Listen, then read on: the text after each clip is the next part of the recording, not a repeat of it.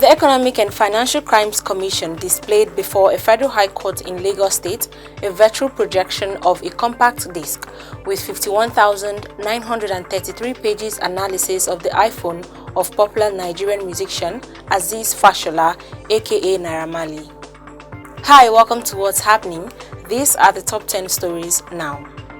At number 10, the federal government has expressed sadness over the alarming rate of casualization in the nation's workforce and vowed to put a stop to it.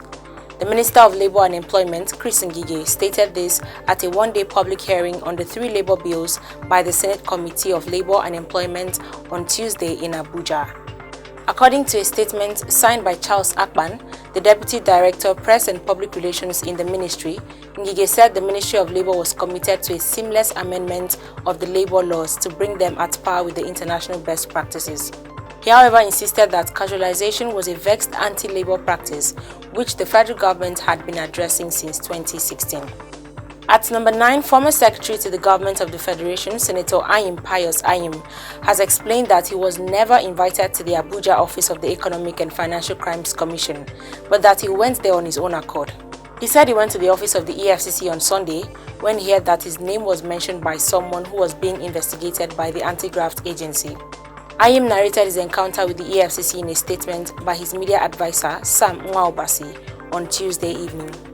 At number 8, the chairman of the Southwest Governors Forum and governor of Ondo State, Rotimi Akeredolu, has said that former Lagos State governor and national leader of the All Progressives Congress, Asiwaju Bola Tinubu, is capable of leading Nigeria. Akeredolu, who spoke on behalf of his Southwest colleagues during a visit to Tinubu's residence at Bourdillon in Ikoyi, Lagos State on Tuesday, added that the APC leader is doing his best as leader of the Southwest. He also stated that the governors of the region believe in the leadership of Tinubu. At number 7, bandits have imposed levies on members of communities in the eastern part of Sokoto State, which they are expected to pay before next Friday or risk attack. A resident of the area revealed that the bandits have also barred locals from their farms pending when they pay up the levies. It was gathered that some of the communities had settled the bandits while others were working hard to raise the money.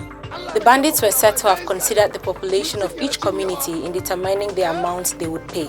At number 6, President Muhammadu Buhari says over 12 million Nigerian children, mostly girls, are currently traumatized and afraid of going to school, particularly in the north. Buhari, represented by his Chief of Staff, Ibrahim Gambari, said this in Abuja on Tuesday at the flag-off of the 4th International Conference on Safe Schools Declaration. The president said the abduction of pupils and students, increased activities of insurgents, and general insecurity in schools had exacerbated factors responsible for the growing number of out-of-school children. At number 5, the World Bank has suspended its proposed aid to Sudan following the military takeover that deposed the country's Prime Minister Abdallah Hamdok. This was announced in a statement on Wednesday by World Bank President David Malpass. Recall that on Monday, the military seized Prime Minister Hamdok and briefly detained him in the coup that came just over 2 years into a precarious power-sharing arrangement between the military and civilians in 2019.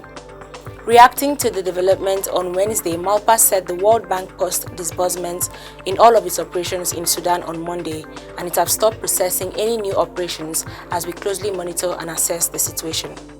At number 4, gunmen have abducted 8 persons in Itapaji Ekiti, Ikole local government area of Ekiti State. The victims were kidnapped on Tuesday, barely a week after 4 persons were abducted by gunmen at Ayebode, also in Ikole local government area. It was gathered that the abductors contacted the family of the victims early on Wednesday and demanded the sum of 50 million naira as ransom.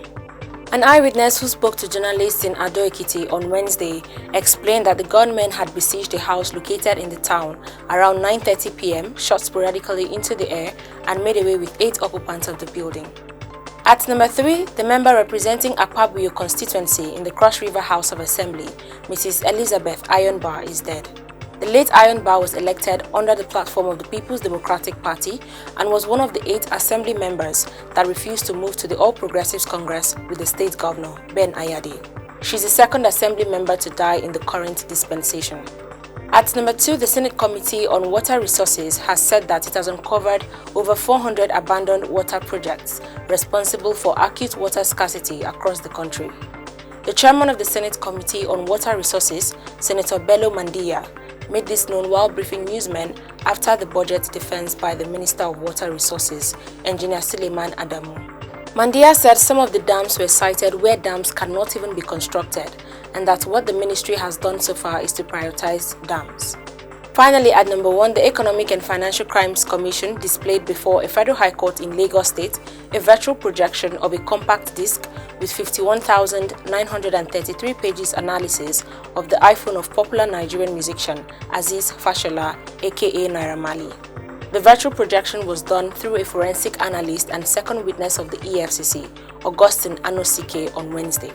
Naira Marley is facing an 11-count trial bordering on conspiracy, possession of counterfeit credit cards, as well as fraud preferred against him by the Anti-Graft Agency. Always remember to wear your mask, wash your hands, and stay safe. That's all for today. See you next time on What's Happening.